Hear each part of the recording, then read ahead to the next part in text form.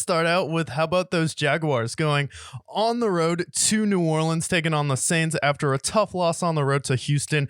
They're back home with a quick turnaround on Thursday Night Football. What you need to know going into this game, Trevor Lawrence tweaked his knee on Sunday. It was he only missed 3 snaps of the game. CJ Beathard ended up coming in to finish the game, dropped down on the knee, said it was day to day, but Trevor Lawrence just barely avoided a season-ending injury, so he's day to day. Still a little bit of soreness in that knee, but looks like he's going to be ready to go. All signs are pointing there. Then we have Jacksonville as 3-point underdogs on the road in New Orleans. Interesting. Sounds like the spread's kind of considering Trevor's injury a little bit, while also giving the Saints the benefit of the doubt. But into this game here, my takeaway, just kind of on the overview, short week for the Jags. I feel like this is a time with Trevor being banged up that they could have used those extra few days.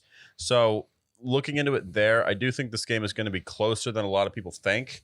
We have the Saints who always play tough defensively, and then their offense being a little clunky. So in this game, I picture this game to be kind of like a Texans and Saints game that we saw last week, where close game throughout, and then it comes down to a couple big plays from Trevor, or maybe that be ETN, Calvin Ridley, something along that lines. But I do have the Jags coming away with the win. Yeah, the Jags coming away with the win. Few reasons here. I think Evan Ingram, Christian Kirk, Calvin Ridley, there's just too many weapons there. And then if Trevor's playing, definitely think they're going to win, even if he is limited. The Saints haven't really impressed me in any of their victories so far this year. They struggled to put away the Panthers, where that was kind of a dogfight in the first half, kind of an ugly game. And then their one signature win was on the road in New England. But at this point, who isn't going to beat the Patriots and then struggle on the road in Houston? So Jaguars have been the better team. Their defense really showed up against the Indianapolis Colts. And I don't think the difference between the Colts offense and the Saints offense is really that big. So I think this is a game where the Jaguars defense could definitely carry them. And I think just as a coaching matchup, when you look at a short week, coaching is what matters the most. I will take Doug Peterson over Dennis Allen every single time there. I don't know how you feel about that. No, 100%.